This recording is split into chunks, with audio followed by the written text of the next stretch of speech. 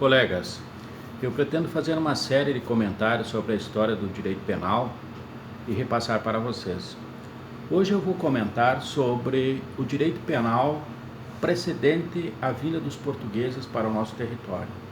Todos vocês sabem, não é, que em 1500 iniciou-se o processo de colonização do Brasil pelos europeus vindo da Península Ibérica. Os portugueses chegaram aqui e, em termos de direito penal, tinham um direito penal escrito, tinham um conjunto de normas já bastante sofisticados e que tinha como lógica a sustentação de que o poder de definir o que era crime, o poder de punir, era do rei, por ele ser o escolhido da divindade. Era o chamado direito penal teológico que vigorava no âmbito da colonização portuguesa. Isso perdurou durante 200 anos. Se nós somarmos todo o período, vai dar mais do que isso, mas depois nós vamos ver, quando tratarmos desse assunto especificamente, que durante um período de tempo a colonização foi mais uma visitação de expedições exploratórias. Depois é que se implantou efetivamente uma estrutura de poder aqui, já no segundo século da colonização. Mas hoje o que importa é o que tinha aqui antes da chegada dos portugueses. No Brasil havia uma vasta população de diversas nações indígenas, né, com uma série de similitudes entre si, mas também com uma série de diferenças. De norte a sul, principalmente à beira do Atlântico, não é? Haviam povoações, haviam nações, haviam tribos, haviam um conjunto significativo de povoações. Se acredita, se afirma que em torno de 6 milhões de índios, né, habitavam o território atualmente correspondente ao território do Brasil. O direito existente à época era, conceitualmente falando, um direito mitológico, ou seja, não havia a escrita, os nossos antepassados indígenas não dominavam a escrita, não é? Também tinham pouco domínio em geral da natureza, mas praticavam regras, como é comum em qualquer sociedade, praticavam regras de proibição e exerciam a punição sobre aqueles que violavam essas proibições. A justificativa fundamental, fundante para a existência dessas proibições era a associação fantástica, a associação não racional, mas uma associação livre entre fenômenos da natureza e ações humanas. Costumavam pensar os indígenas que determinadas condutas zangariam, revoltariam, criariam a ira na natureza e, por conseguinte, deveriam de ser essas condutas proibidas. É uma questão difícil de se compreender para uma civilização como a nossa, que se baseia numa lógica racional, numa explicação, uma relação de causa e efeito que caracteriza a chamada sociedade moderna, a sociedade contemporânea, mas isso não é incomum na história da humanidade. Diversos povos ainda aplicam isto mesmo, as nossas populações indígenas existentes no nosso território, aquelas que não estão aculturadas, ainda se movem desta forma, e no passado, com certeza, todas as civilizações, todos os povos, em algum momento da sua história ou pré-história, passaram por esta modalidade de justificativa para a existência da punição. O temor de que o grupo poderia sucumbir se não houvesse uma sanção àquele que praticou uma conduta que era considerada então como tabu, como algo que não podia ser feito. Normalmente os pajés, aquelas pessoas que exerciam na tribo um papel de aconselhar o chefe, que relatavam, que transmitiam de gerações a gerações aquilo que era certo, aquilo que era errado, aquilo que poderia ser feito, aquilo que não deveria ser feito e quais as sanções que deveriam então acometer aqueles que violavam essas proibições, esses tabus. É isso que a gente sabe da civilização indígena precedente à colonização portuguesa. tem basicamente três fontes principais, né?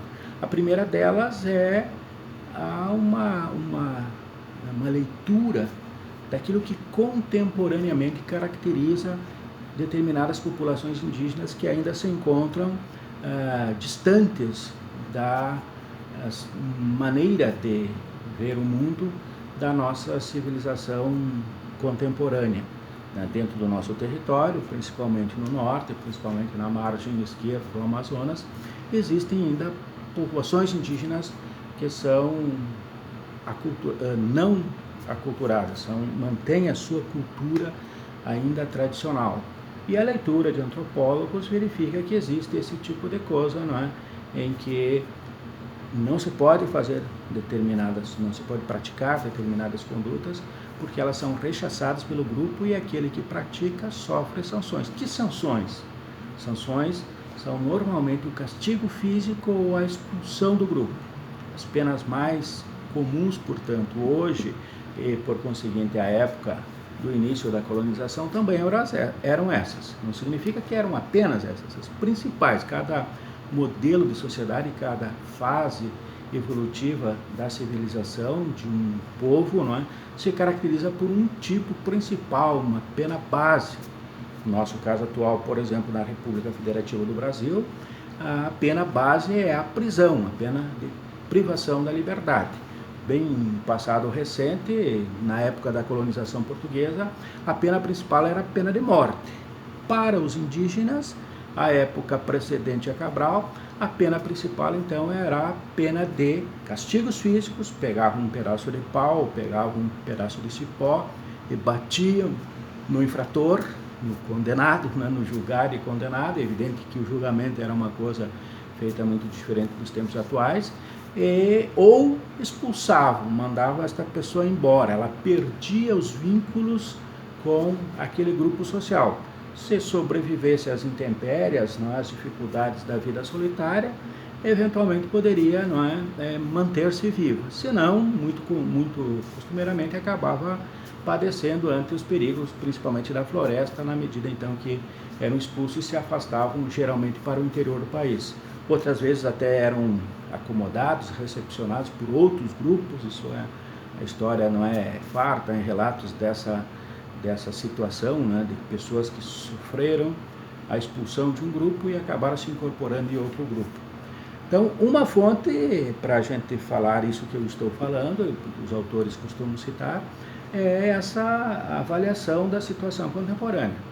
Mas tem também uma outra fonte que também é digna de observação, embora tenha que se ter uma certa cautela com ela, são os relatos feitos durante o início da colonização portuguesa pelos próprios portugueses. Os portugueses dominavam, e muito bem a escrita, os seus companheiros europeus, os espanhóis, os holandeses, os franceses, os ingleses, que também por aqui, né, aportaram diversas vezes. Houve guerra, houve disputa sobre o território que hoje é o território brasileiro, e todos eles escreviam, relatavam, tem farta bibliografia sobre as características das populações indígenas nos diversos aspectos, inclusive neste, né, de como exerciam a punição, a proibição dentro das relações do grupo.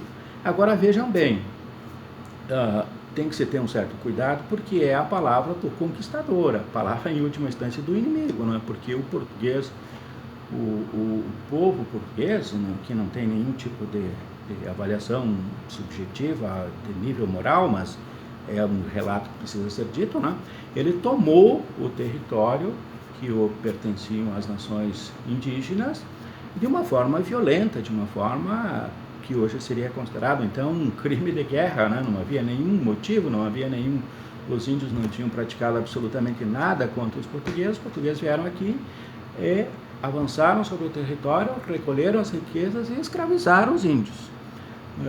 Transmitiram doenças e mataram também de uma forma disseminada, mas a pretensão deles mesmo era escravizar os índios, transformar em força de trabalho.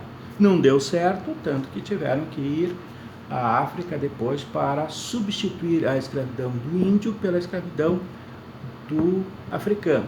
Por que que não deu certo? Tem várias teorias, vários aspectos, mas a principal delas é que o índio, ninguém quer ser escravo, ninguém aceita ser escravo. É evidente que também o africano não aceitava, mas as dificuldades do africano em se organizar numa insurreição, numa revolta contra essa maneira brutal, né, de explorar a mão de obra de um outro ser humano, para o africano era algo muito difícil, porque ele era também um visitante aqui na Terra.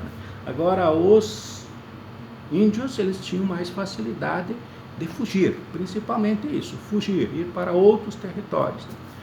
Mas é bem verdade, está bem claro que houve escravidão indígena e uma escravidão brutal, tanto quanto foi a escravidão posterior africana, né? Nós marcamos e lembramos, e obviamente é uma coisa que merece toda a consideração, o respeito, o estudo da escravidão feita sobre as populações africanas, mas também é preciso que se registre que os índios foram escravizados e durante diversas fases deste período colonial, principalmente no início, ou principalmente, digamos assim, a partir de 1600, que é quando começa efetivamente o exercício do poder aqui. Uma terceira fonte de informações sobre essas características das populações indígenas é dada pelas modernas técnicas que existem hoje de arqueologia, que os cientistas eles analisam desde o solo, onde que uma civilização existiu, fragmentos, moléculas, e aí acabam caracterizando costumes conforme as pessoas praticavam, se alimentavam, onde enterravam os mortos, etc. Disso tudo, dessas três fontes principais, a observação do que está acontecendo hoje, porque os índios, todos nós sabemos que os índios não tiveram uma alteração tão significativa no modo de vida que teve a civilização europeia. Então, isto serve de fonte também os relatos dos europeus da época e serve de fonte também os estudos de arqueologia hoje existentes. E neles nós podemos então dizer isso. Era um direito penal mitológico, baseado no costume, exercido pelo chefe, aconselhado pelos mais velhos, pelos pajés, e aplicava a sanção a crimes que eram eleitos de acordo com essa relação livre com a natureza, e aplicavam a sanção, as principais sanções, exerciam até a pena de morte, era aplicada em alguns casos raríssimos, mas também existia outras penas, mas principalmente a pena de castigo físico e de expulsão do grupo. Então, isto caracteriza um momento histórico do nosso direito penal, o primeiro direito penal que existiu aqui no nosso território. Imagina-se que 12 mil anos antes de Cristo tenha começado a ocupação do nosso território, é uma coisa ainda que não está concluída, esse processo de busca de uma informação sobre esse tempo, mas acredita-se nisso, e até 1500, quando chegaram os portugueses. Essa história do direito da colonização portuguesa, do direito penal da colonização portuguesa, nós vamos ver em outra oportunidade. Uma boa noite e bons estudos.